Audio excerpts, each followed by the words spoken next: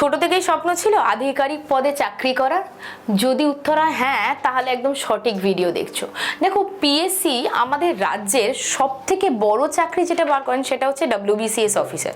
সবাই স্বপ্ন দেখো তা নয়, কিন্তু যারা স্বপ্ন দেখো তারা ভাবো কিভাবে অফিসার হব, কোথায় পড়লে একবারেই তোমারে মানে এই যে অ্যাটেম্পটা দিচ্ছ সেটাতেই চাকরি হবে, বা কি কি এলিজিবিলিটি ক্রাইটেরিয়া, কি হতে গেলে কি পড়লে আমি WBCS অফিসার হয়ে যাব, এই সমস্ত প্রশ্নের উত্তর আজ এই ভিডিওতে আছে।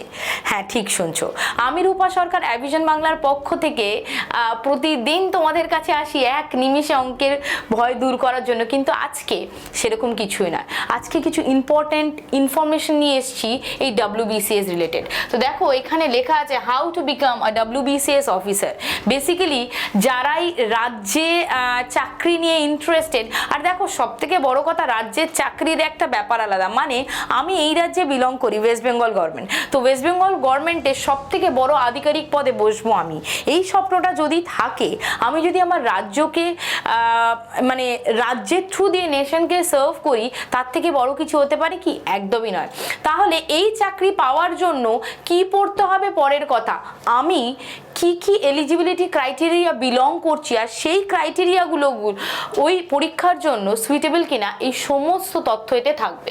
প্রথম প্রশ্ন হচ্ছে এই যে এজ লিমিট, মানে কত বয়স থেকে এই পরীক্ষাটা দেওয়া যায়, রাদার কত বয়স পর্যন্ত দেওয়া যাবে। আর এই সমস্তগুলো লেখা আছে হচ্ছে জেনারেল বেসড করে, SC ST হচ্ছে 5 বছর কমিয়ে দেবে। প্রথমত এখানে এজ অ্যাজ লিমিট 1/1/2024 WBCS বেরোতে চলেছে। হ্যাঁ, তো তার জন্য এইগুলো জেনে রাখা অত্যন্ত জরুরি, যেগুলো গ্রুপ ওয়াইজ হয়। WBCS পরীক্ষা 4টে গ্রুপের মাধ্যমে হয়, সেটা হচ্ছে ABCD। ঠিক আছে, মিনিমাম এজ কত দেখো 21 বছর, আর আপার লিমিট কত 36 বছর, এটা গ্রুপ এর জন্য। গ্রুপ বি এর জন্য কি 20 বছর আর 36 বছর মিনিমাম এজ আর ম্যাক্সিমাম এজ। গ্রুপ সি এর জন্য হচ্ছে 21 বছর আর আপার এজ হচ্ছে 36 বছর। গ্রুপ ডি হচ্ছে 21 আর 39। তার মানে গ্রুপ ডি এর জন্য হচ্ছে 39 বছর বয়স পর্যন্ত যারা জেনারেল ক্যাটাগরি থেকে বিলং করছো তারা পরীক্ষাটা দিতে পারবে। মিনিমাম এজ কত হতে হবে 21, শুধুমাত্র গ্রুপ বি তে হচ্ছে 20। ঠিক আছে, নেক্সট এজ রিল্যাক্সেশন, যেটা তোমাদের বললাম, the maximum age relaxation for the candidate from the reserve category who are applying for the WBCS 2024 exam is given below. SC or ST from West Bengal, that is 5 years, OBC non-creamy layerদের জন্য 3 বছর, আর person with benchmark disabilities 40% or more তাদের জন্য up to 45 বছর। তার মানে যে যে বয়সগুলো আগে দেওয়া ছিল মিনিমামগুলো সবারই সেম, ম্যাক্সিমামটা কত? ম্যাক্সিমামটা হচ্ছে SC ST 5 বছর করে বাড়িয়ে দেবে। সেকেন্ড, ন্যাশনালিটি, যে আমাদের কোন ন্যাশনালিটি হলে আমি এই পরীক্ষাটা দিতে পারবো। In addition to other essential eligibility parameter, the nationality of the candidate is a crucial factor in the recruitment process. The candidate applying to the WBCS exam must citizen of India, ঠিক আছে, ভারতের citizen হতে হবে, permanent citizen of the country, and should process the government approved documentation or for verification of the same. মানে আমি যে বলবো আমি এই দেশেরই নাগরিক, তার জন্য আমার কাছে যুক্তিযুক্ত ডকুমেন্ট থাকতে হবে। এরপর আসে এডুকেশনাল কোয়ালিফিকেশন, যে মিনিমাম আমাদের কতটা শিক্ষাগত যোগ্যতা থাকলে আমরা রাজ্যের সব থেকে বড় পদে আধিকারিক পদে বসতে পারি। দেখো, আজকে এই মিথটা ভাঙবে। ঠিক আছে, দেখো একটা কথা জানো তো, মানে এটা আমি জেনারেলি যখন ক্লাসে পড়াই কথাটা খুব বলি। আমার একটি সিনেমার কথা খুব মনে পড়ে, সেটা হচ্ছে সুপার 30তে ঋত্বিক রোশনকে আমার এমনিও ভালো লাগে। যাই হোক, তো ওনার একটা সিন আমার মনে আছে, সেটা হচ্ছে উনি কেমব্রিজে পড়তে চেয়েছিলেন। ঠিক আছে, অ্যাপ্লিকেশন ফর্মটা ঠোঙা হয়ে গেছিল বন্ধুরা, ঠোঙা।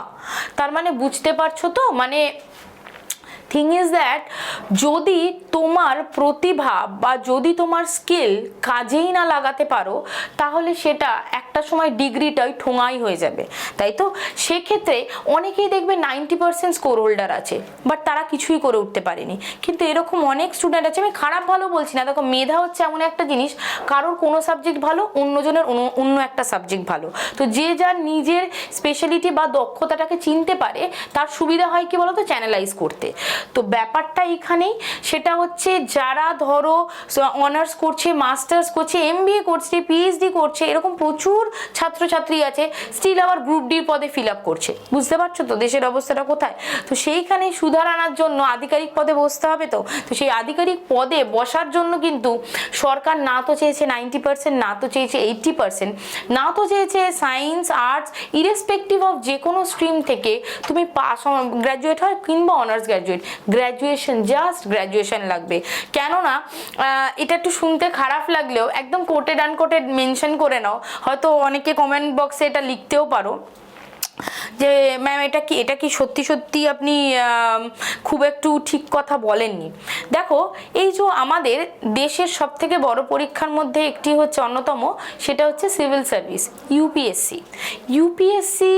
এই এক্সামে ম্যাক্সিমাম সব নন বেঙ্গলিরা পদে বসে আছে। হ্যাঁ, বাঙালি কি হচ্ছে না, হচ্ছে ম্যাম, তবে বেশি নন বেঙ্গলি। কেন বলো তো? কিন্তু একটু খতিয়ে দেখো তো, মাধ্যমিকে সব থেকে বেশি মার্কস, হ্যাঁ বলছি না ওরা পায় না, কিন্তু মানে বাঙালি তথা ওয়েস্ট বেঙ্গল থেকে প্রচুর মার্কস, 95%, 99%, কি যে লেখে আমি তো নিজেও বুঝতে পারি না। যে এখন হয়তো ওরকমই লেখার প্যাটার্ন, আমার সময় তো ইতিহাসে 100তে 100 কি করে হতো জানা যায়নি আমার। যাই হোক না কেন, তো এত নাম্বার ক্যারি করছে, অথচ আসল জায়গায় বসে আছে অন্য কেউ। কেন বলো তো? একটাই কারণ, সেটা হচ্ছে বাঙালি সমাজ নিজের এন্টায়ার যে এন্টায়ার ইচ্ছেটাই ওই একাডেমিকেই শেষ করে দেয়। যখন সেটা অ্যাকচুয়ালি প্র্যাকটিক্যাল ফিল্ডে কাজে লাগাতে হয়, মানে আমি এতটা শিক্ষিত, খুব ভালো কথা, এত শিক্ষা মানে অর্জন করে আমি কাজে লাগাতে পারলাম না। যেই না মাত্র চাকরির পরীক্ষা দিতে বসলো, সেই মাত্র তাদের মনে পড়লো, দেখো যাদের ফিনান্সিয়ালি প্রবলেম তাদের আমি বলছি না, তাদের করতেই হবে, কিন্তু যারা ভাবছে আমি ফিনান্সিয়ালি স্ট্রং, ঠিক আছে, মা বাবা আমাকে হেল্প করছে, তবু আমি এখন পড়বো না, আমি এখন করব টিউশন, আমি এখন করব পার্ট টাইম জব, সেই সময়টা এতে লাগাও না বাবা।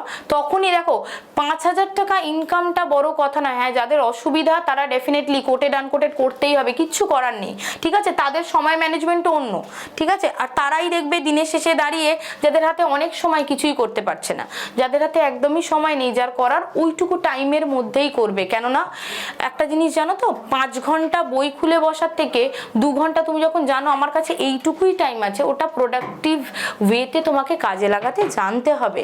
তো যেটা বলছিলাম, তো সেটা হচ্ছে আমরা আমাদের ম্যাক্সিমাম এনার্জিটা ওই একাডেমিকেই দিয়ে চলে আসি। আসল সময় যখন আমরা অ্যাক্টিভ হওয়া উচিত, সেই সময় হই না। আমি বলছি না যে একাডেমিকে পড়ো না, ডেফিনেটলি একাডেমিকে পড়বে, ডাক্তার, ইঞ্জিনিয়ার, সায়েন্টিস্ট কোথা থেকে হবে, তার জন্য তো পড়তে হবে, কিন্তু যে সময় তুমি চাকরির পরীক্ষা দিতে যাচ্ছ, সেই সেম এনার্জিটা তোমাকে কিন্তু ক্যারি ফরওয়ার্ড করতে হবে। বুঝতে পারলে?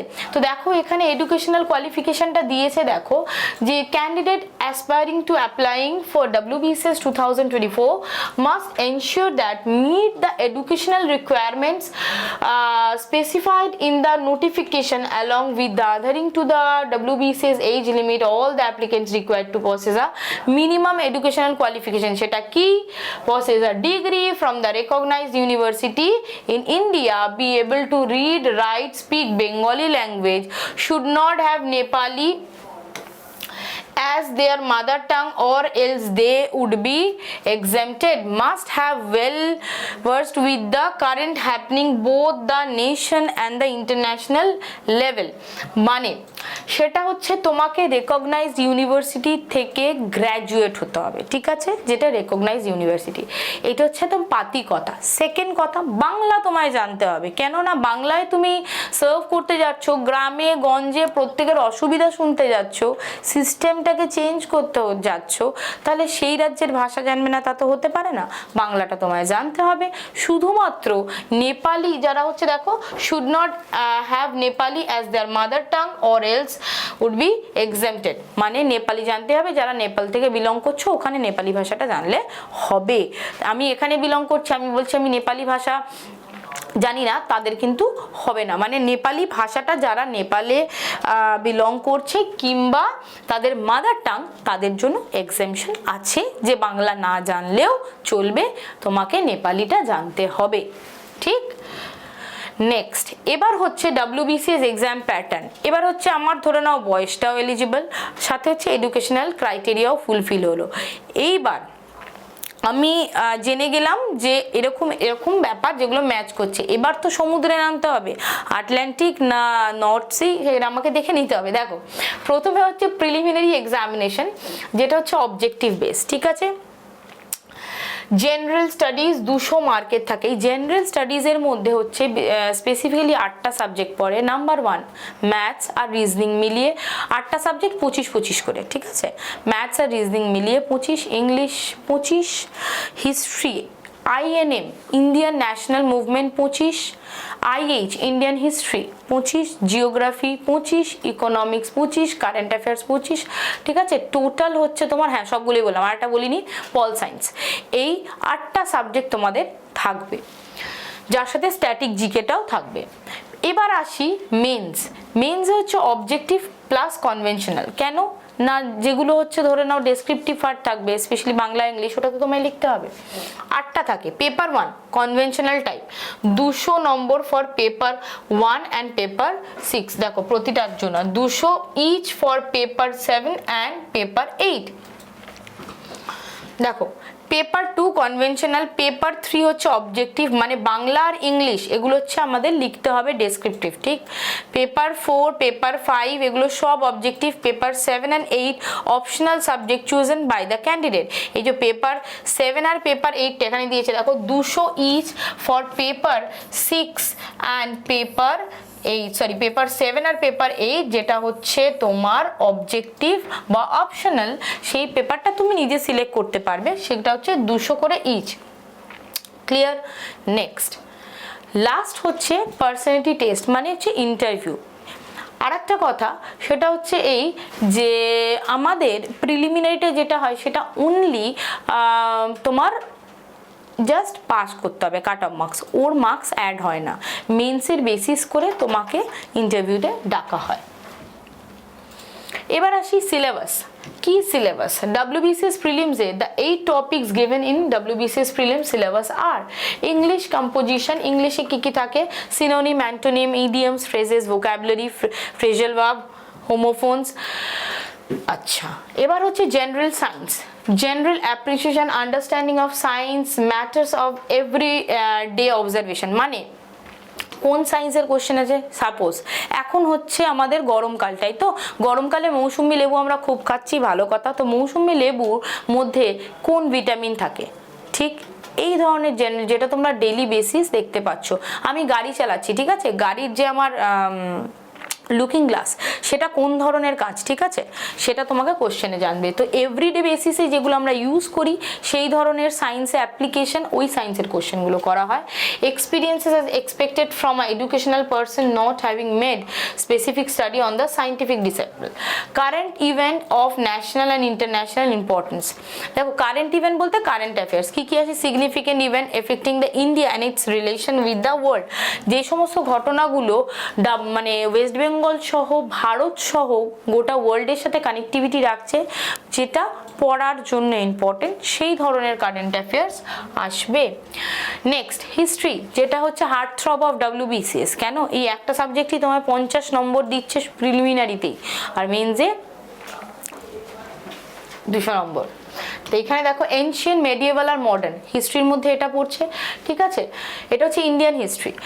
এরপর আছে geography of India with special reference to West Bengal, quoted unquoted special reference to West Bengal, মানে আমাদের জিওগ্রাফি যেটা আসবে সেটা তো ওয়ার্ল্ড হিস্ট্রি বা ওয়ার্ল্ড জিওগ্রাফি বা ইন্ডিয়ান জিওগ্রাফি আসবেই, কিন্তু মনে রাখতে হবে বেশিরভাগ প্রশ্ন ওয়েস্ট বেঙ্গল রিলেটেড জিওগ্রাফি থাকবে, ঠিক আছে। তার মধ্যে তোমাকে জিওগ্রাফির কোন পার্টটা পড়তে হবে, physical, social and economic geography. Economic geography কিন্তু কারেন্ট অ্যাফেয়ার্সের সাথে পাঞ্চ করে দেয়। ধরো সাপোজ বলছি এই মুহূর্তে ভোট হচ্ছে, তাই তো, এই মুহূর্তে ভোট হচ্ছে, ধরো আমি কোনো স্পেশালি জায়গার নাম নেবো না, কারণ এখন যে জায়গারই নাম নেবো মাথায় একটা জায়গারই নাম আছে, আশা করি তোমরা বুঝতে পারছো।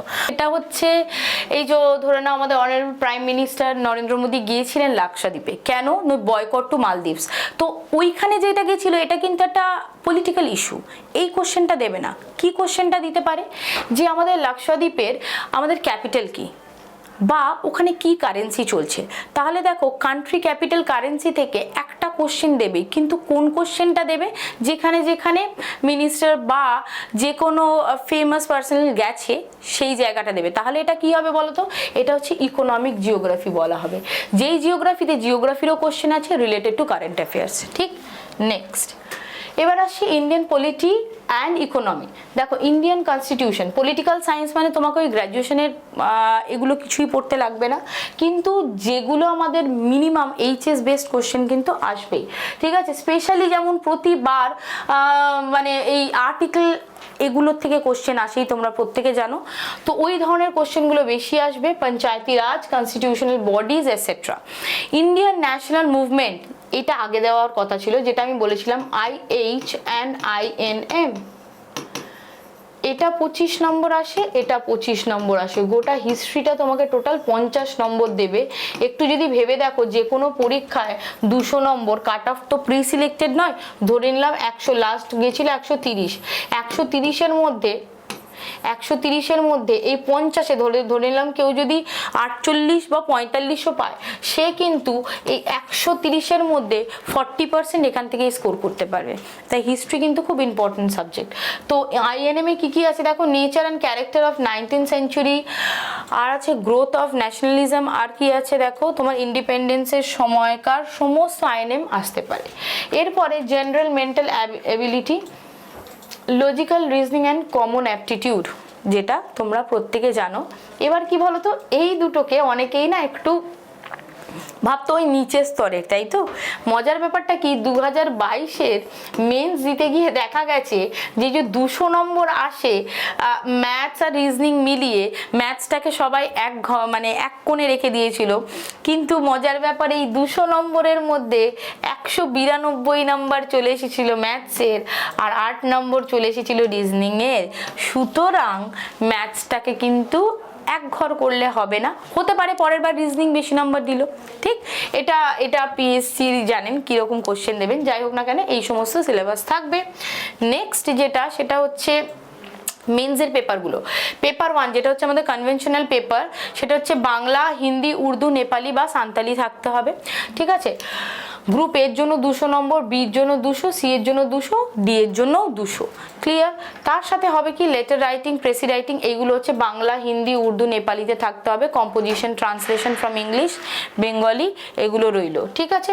নেক্সট হচ্ছে তোমার পেপার 2 হচ্ছে ইংলিশের হচ্ছে কি দেবে দেখো, সেই সেম ভাবে letter writing, precis writing, composition, translator from Bengali থেকে তোমাকে ইংলিশে ট্রান্সলেট করতে হবে, বেঙ্গলি থেকে ইংলিশে ট্রান্সলেট করতে হবে।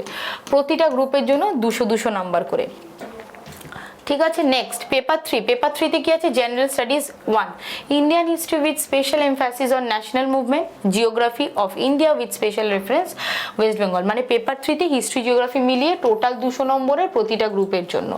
নেক্সট হচ্ছে পেপার 4-এ আসে হচ্ছে সায়েন্স অ্যান্ড টেকনোলজি, সাথে হচ্ছে দেখো এনভায়রনমেন্ট, জিকে, কারেন্ট অ্যাফেয়ার্স, এই পুরোটা মিলিয়ে হচ্ছে তোমার পেপার 4 200 নম্বর করে 4টে গ্রুপের জন্য। পেপার 5 হচ্ছে কনস্টিটিউশন আর ইকোনমি মিলিয়ে 200 নম্বর প্রতিটা গ্রুপের জন্য। And paper 6 is arithmetic and test of reasoning, 200 নম্বর প্রতিটা পেপারের জন্য। লাস্ট যেটা আসছে সেটা হচ্ছে অপশনাল সাবজেক্ট, ঠিক আছে। অপশনাল সাবজেক্ট দেখো যারা গ্রুপ এ এর জন্য দেবে, অ্যাপ্লাই করবে, গ্রুপ এ আর বি এর জন্য 400 দুটো পেপার দিতে হবে। আর গ্রুপ সি আর ডি এর জন্য কি বলতো, নেই, অপশনাল পেপার নেই, অপশনাল পেপার তোমাকে অপ্ট করতে হয় না। আর সময়সীমা থাকবে 3 ঘন্টা, সময়সীমা থাকবে 3 ঘন্টা এই অপশনাল পেপারগুলো লেখার জন্য। ক্লিয়ার? তাহলে কি কি অপশনাল পেপার আমাদের থাকে একবার দেখে নিই। বেঙ্গলি, হিন্দি, সংস্কৃত, ইংলিশ, পালি, অ্যারবিক, এরপরে কি anthropology, botany, chemistry, animal husbandry, সাথে হচ্ছে জিওলজি, হিস্ট্রি, ল, ম্যাথামেটিক্স, ম্যানেজমেন্ট, মেকানিক্যাল ইঞ্জিনিয়ারিং, এই সমস্ত তুমি সাবজেক্টগুলো পাবে। সোশিওলজি, স্ট্যাটিস্টিক্স, জিওলজি, ঠিক আছে। এই কোডগুলো দেওয়া আছে, জেনারেলি আগের বছর যে কোডগুলো দেওয়া ছিল সেইগুলোই দেওয়া আছে। তাহলে আমরা আজকে জেনে নিলাম যে WBCS এর educational criteria, age limit, second হচ্ছে কি কি সিলেবাস থাকে, তারপরে হচ্ছে আমাদের কত ধাপে পরীক্ষা হয়, প্রিলিমিনারি, মেন্স, ইন্টারভিউ, কোথায় কতগুলো মার্কস থাকে। তো আশা করি WBCS নিয়ে যাদের ডাউট ছিল যে কারা ফর্ম ফিল আপ করতে পারবে, কারা এলিজিবল, কি সিলেবাস কিংবা কত নম্বরের পরীক্ষা হয়, সমস্ত প্রশ্নের উত্তর কিন্তু এটা, ঠিক আছে। তো আশা করি কোনো রকম ডাউট নেই। যদি ভিডিওটা ইনফরমেটিভ হয়ে থাকে অবশ্যই একটা লাইক করো, কিংবা আরও যদি প্রশ্ন থাকে WBCS রিলেটেড অবশ্যই আমাকে কমেন্ট বক্সে কমেন্ট করে জানিও। আর চ্যানেলটা সাবস্ক্রাইব করো আর বন্ধুদের সাথে শেয়ার করো যারা WBCS অফিসার হতে চায়। Thank you so much.